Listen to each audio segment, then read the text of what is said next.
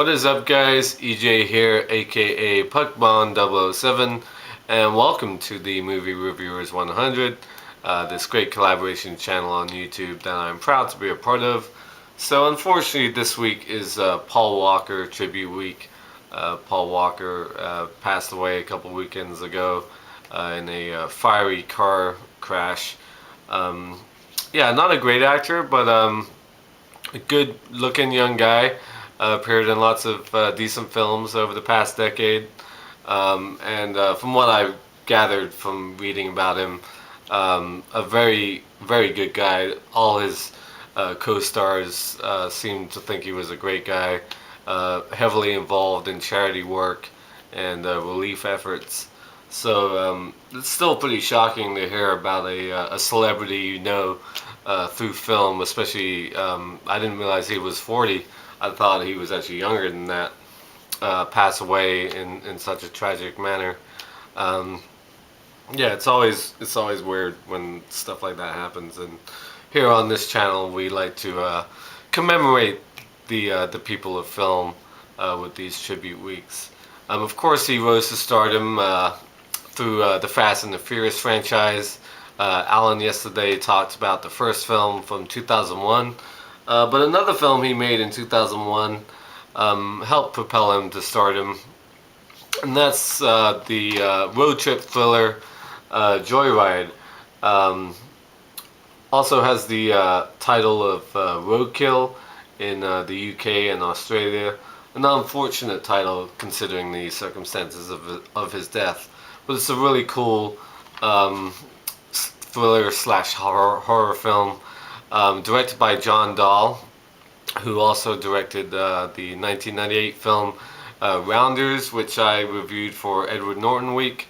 So I won't go into more detail about John Dahl, but he's done a lot of television work since these two movies.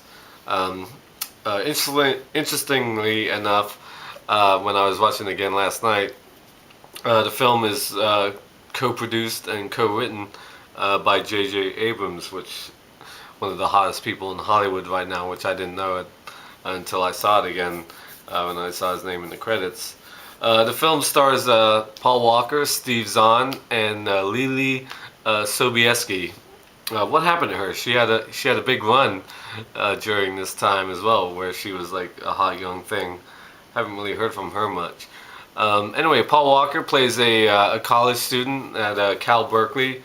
Spends his nights talking on the phone with his friend, Venna, played by Sobieski.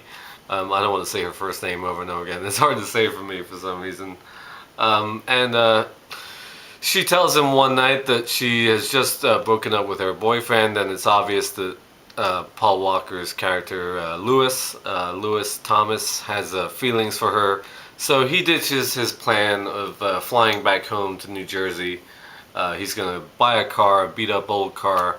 I believe it's a 71 Mustang. I don't think it's a Mustang. I know it's 71, watching the movie again. I didn't catch the actual make of the car. So he's going to buy this old car and drive across the country, pick her up in Boulder, Colorado. That's where she's going to school, and go back home. Along the way, before he gets to her, he does his mom a favor. He finds out that his older delinquent brother, Fuller, played by Steve Zahn, has just gotten out of jail and needs a ride to Denver. So he basically meets him at the jail house, whatever, and picks up his older brother. And along the way, they decide to buy a CB radio, one of those radios where you can talk to truckers and find out weather reports and what's going on the road ahead with police activity, where the state troopers are, that sort of thing. And they decide to have a little fun, especially Steve Zahn. He likes getting into character, this character called Black Sheep, and he convinces Paul Walker to do a female voice, codenamed Candy Cane.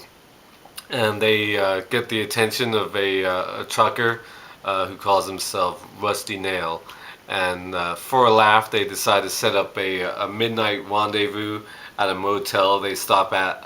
But they're gonna set it up so that Rusty Nail shows up with a bottle of pink champagne, expecting to meet Candy Cane, a young girl with dirty blonde hair and blue eyes, as Paul Walker describes her, for a rendezvous at midnight. But they set it up in the room next door to where they're staying, where an unsuspecting hotel guest is staying, and they had a little run-in with this hotel guest earlier.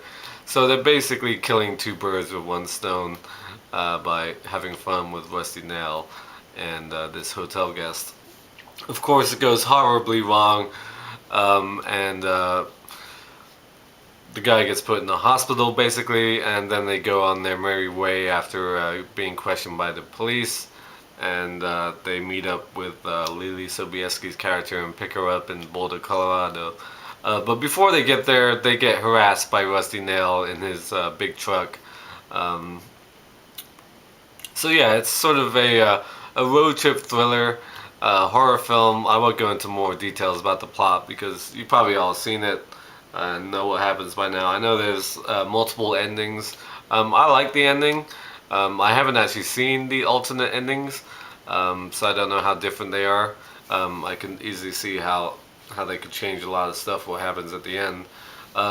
Yeah, sort of in the vein of classics like The Hitcher, great film, of course, from the 80s with Rutger Hauer and C. Thomas Howell. A little bit of Duel in there as well, the 1971 Steven Spielberg classic. Love that movie. Maximum Overdrive, if you want to go Stephen King reference. So yeah, it's a cool road trip film with a good young cast. These three actors. Steve Zahn is very funny. Paul Walker just playing the straight man basically. And like I said, Lily Sobieski, what happened to her? She was like a hot thing at the time. I mean, she was in Eyes Wide Shut and The Glass House or whatever it was called. Lots of like teen movies and thrillers at the time. So yeah, it's a good film, Joyride. Check it out if you haven't seen it, especially if you want to see some Paul Walker films since his tragic passing. Yeah, good actor. Not a great actor, but a good guy from all reports, and a shame about what happened to him. So make sure you check out the other guys' videos this week. I know I'm really looking forward to Scott's review of Running Scared, because that's a great movie, really underrated, a gem of a film that he's in. I love that movie, and I believe Ray is going to talk about Into the Blue tomorrow, which is a guilty pleasure of mine as well. I like that film as well. And of course, we'll probably have another Fast and Furious review, who knows. But yeah, check out the other guys' videos this week, and thank you for watching as always, and until next time, I'll see ya. Bond. James Bond.